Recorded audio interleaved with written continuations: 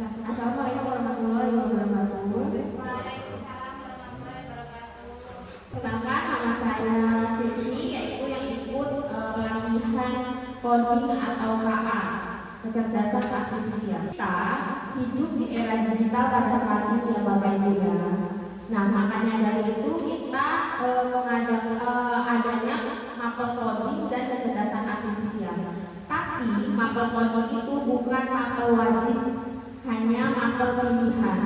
Instruksinya adalah ketika saya bilang coding untuk pertama kali, tekuk satu kali, coding kedua kali, dua kali, coding ketiga berarti tekuk ketiga dan seterusnya. Tetapi ketika saya menyebutkan bukan kata coding berarti tidak bertekuk, tidak tekuk atau tidak bunyi. Nah kemudian coding, coding, coding. Apa itu coding? Coding adalah proses mengkonversi keinginan manusia menjadi format yang dapat dipahami oleh komputer. Menggunakan kemarin banyak yang bapak ibu guru ketakutan kalau belajar coding dan KA harus pakai komputer. Coding dari siswa yang pertama menumbuhkan kemampuan berpikir kritis, kreatif dan dapat memecahkan masalah. Yang kedua adalah menjadi pintu masuk memahami logika komputasional dan pemrograman. Metode pembelajaran coding ada menggunakan komputer dan software. Jadi kalau kita pakai metode plug, ini adalah kita menggunakan komputer, tidak menggunakan internet, tidak apa-apa karena banyak aplikasi-aplikasi yang bisa diakses secara offline. Kemudian unplug tanpa komputer lewat permainan atau simulasi.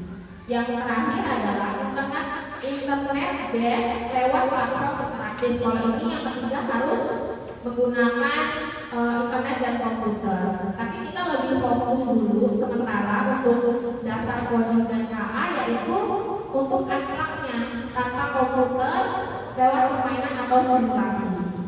Gimana sih Bapak Ibu kalau lewat tanpa simulasi memangnya bisa? Seperti itu kan?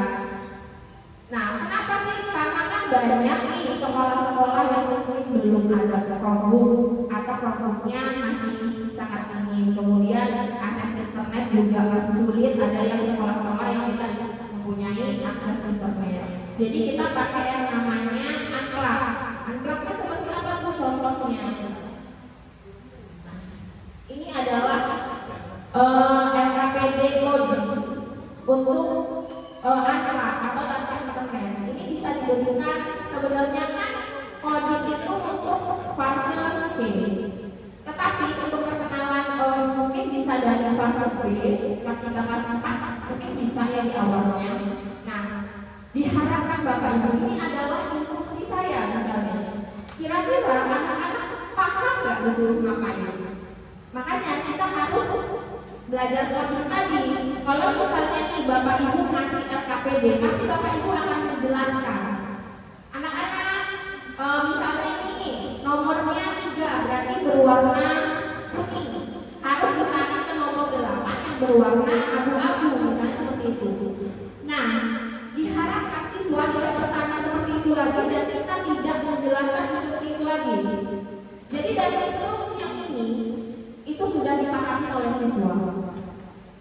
Instruksinya jangan sampai tidak dipahami oleh siswa. Kalau instruksinya tidak dipahami oleh siswa berarti instruksinya kemungkinan salah atau siswanya yang kurang mampu ya. Ini ada banyak. Kalau misalnya Bapak Ibu mau bisa saya bagikan. Ini ada 101 lembar LKPD coding. Bisa tinggal pilih yang mana aja yang mau nih. Misalnya yang ini. Ini adalah labirin. Ini mintanya, instruksinya adalah gambarkan garis dan bantu anak itu sampai ke sekolah. Anak ini mau ke sekolah sini kan? Gitu kan?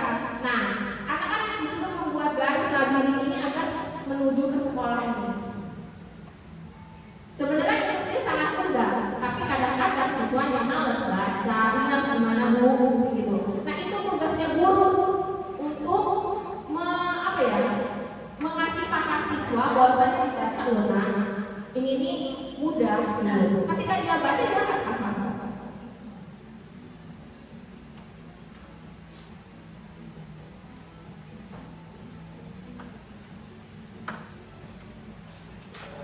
Kemudian sekarang masuk ke KA atau kecerdasan artifisial, bahasa Indonesianya kecerdasan buatan.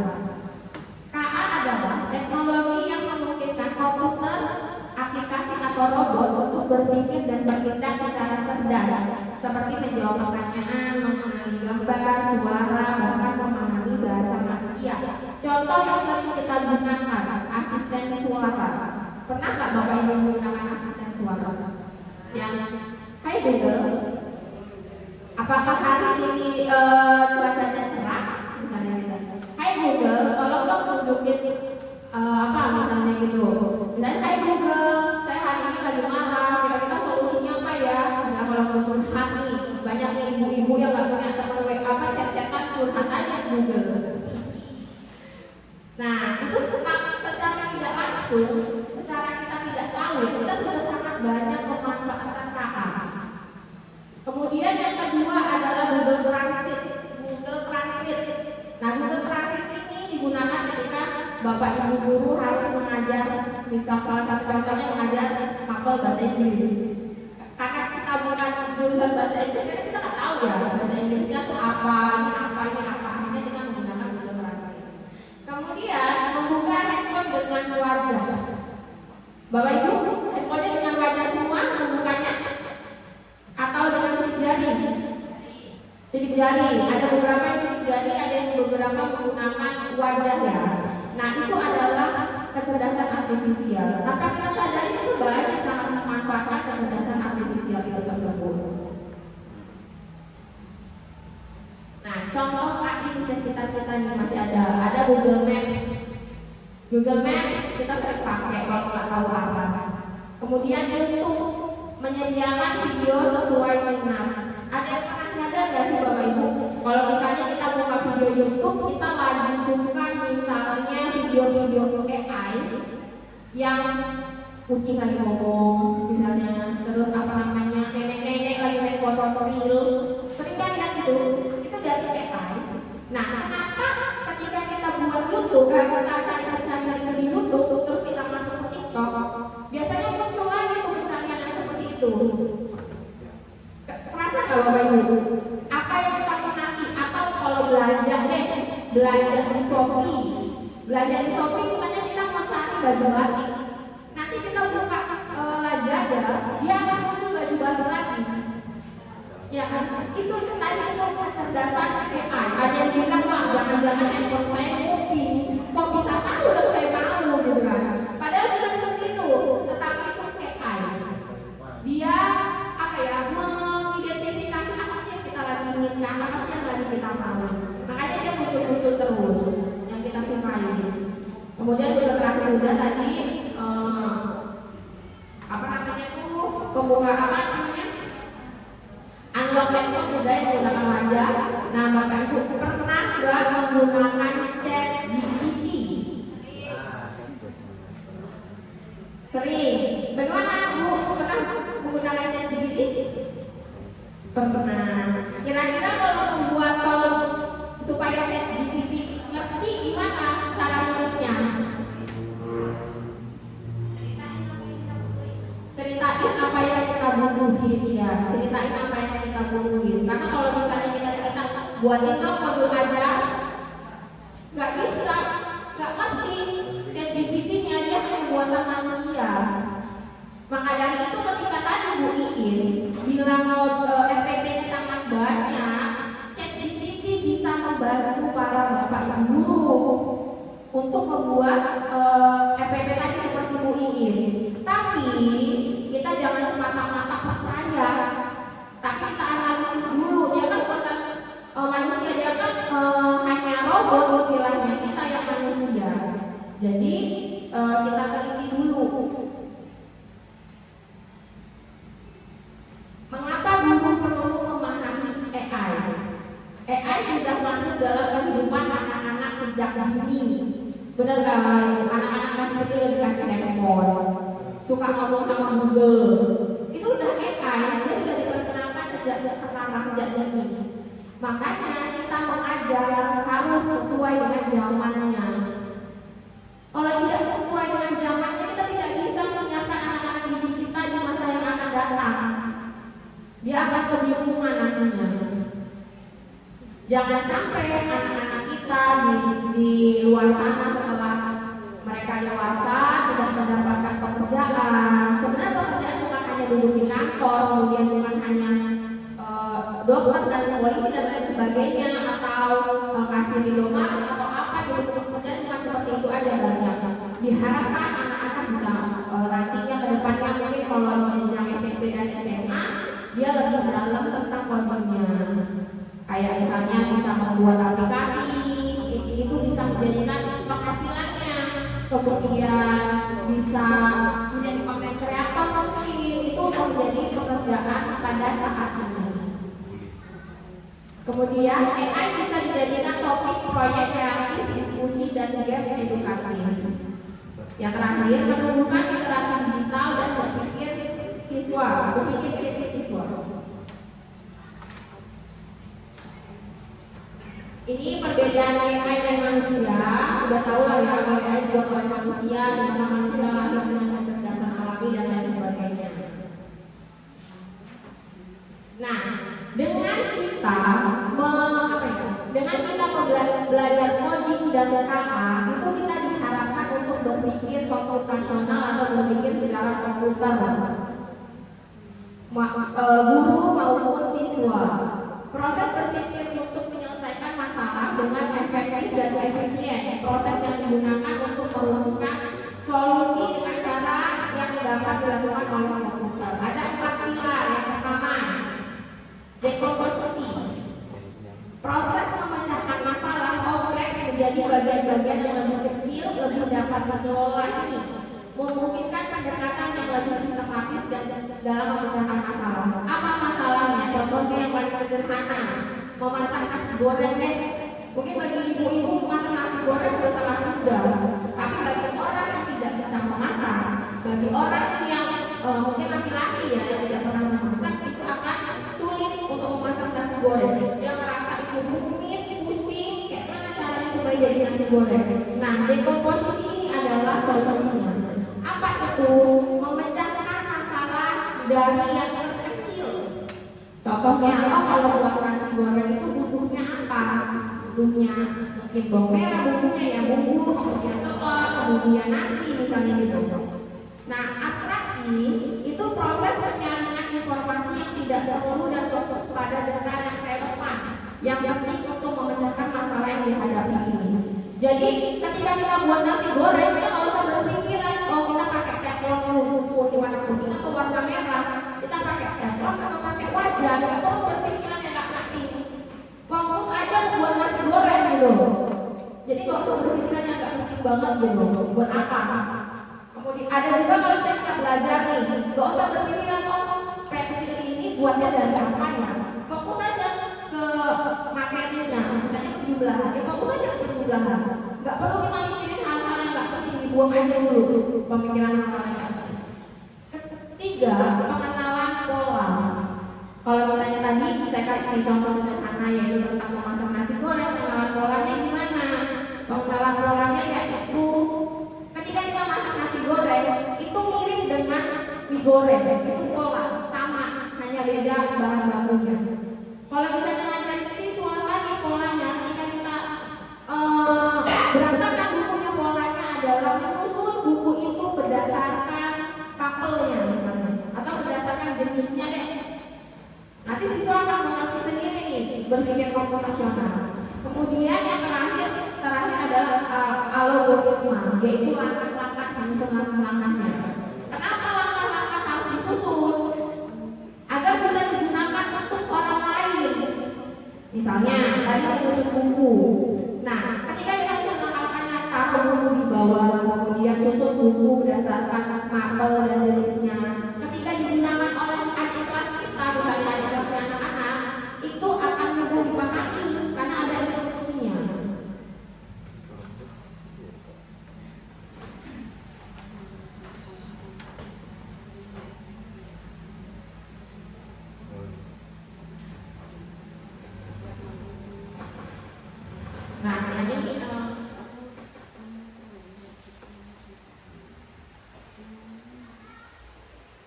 Kalau tadi adalah